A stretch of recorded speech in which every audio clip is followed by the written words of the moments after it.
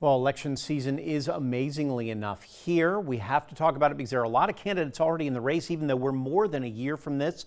A professor from Georgia Southern, Kimberlay Martin, is with us, our political expert, we always like to say here.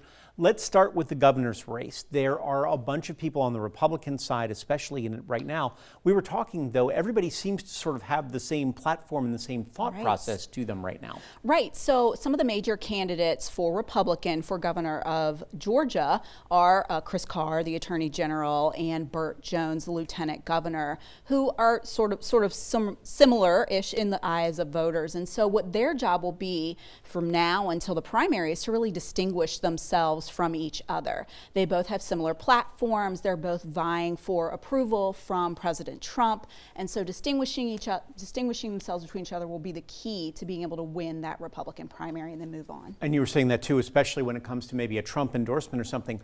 Fundraising may be the biggest thing coming up in the next couple of weeks, and already those two candidates are at odds with one another. Right. So Chris Carr has actually sued Burt Jones. There is a leadership committee, which is essentially a PAC, and it is a special fundraising apparatus that you can use in Georgia that allows the lieutenant governor and the governor to raise unlimited amounts of money. And so Chris Carr feels that Burt Jones would get an unfair advantage being able to do that, which may be the case since money might make a big difference when it comes to distinguishing themselves. And this is a year when a lot of people say, well, maybe a Democrat can slip in there, but so far the Democrats don't have as much name recognition. You said they're all sort of from Atlanta, so they're focused on that area. Right. So the top three Democrats that are running right now are from the Atlanta area. We've got Keisha Lance Bottoms, who is the mayor, was a former mayor of Atlanta. We've got Jason Estevez, who is a state representative. And then most recently, we have a man named Mike Thurmond, who threw his name into the race.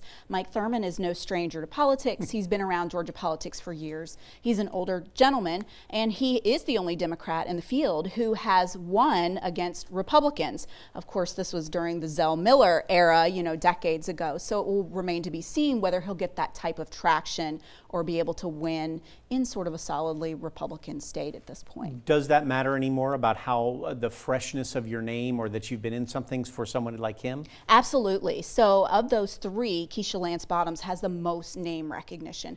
That is probably the biggest hill for a candidate to climb. You want people to know who you are. You want to make sure that they understand you from the beginning. And if most people around the state, if you have to work to build that name recognition, then that takes time away from other aspects of your campaign. Obviously around here, when it comes to Senate, Buddy Carter is the name everybody's going to be focused on. Right. What are the real chances that Buddy Carter takes this nomination and goes against Jon Ossoff next November? So Buddy Carter at this point is really pulling against another representative, Mike Collins. So both of them are going to be vying for Donald Trump's endorsement and trying to, again, distinguish themselves in that way. At that point, if Buddy Carter is able to get Donald Trump's endorsement, then that would take him much farther in the Republican primary for Senate later on. Of course, enter Derek Dooley. This was a bit surprising for some that Brian Kemp decided to endorse Derek Dooley, who is a former Tennessee football coach, son of Vince Dooley, of course, Georgia football legend. And so now you've got someone who has some name recognition in circles of people who like college sports, but some are sort of comparing this to Brian Kemp's decision to go with Kelly Loeffler. So Derek Dooley is new to the political scene. He's going to have to prove his conservative credentials. Moving forward, people are going to wonder, how conservative is he? What is his platform?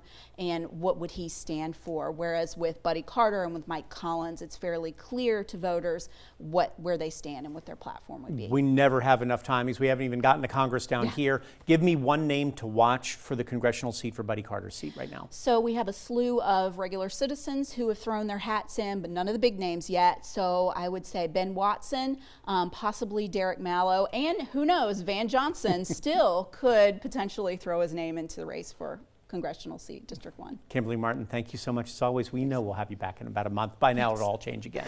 It's good to be here. Thank you. Thank you.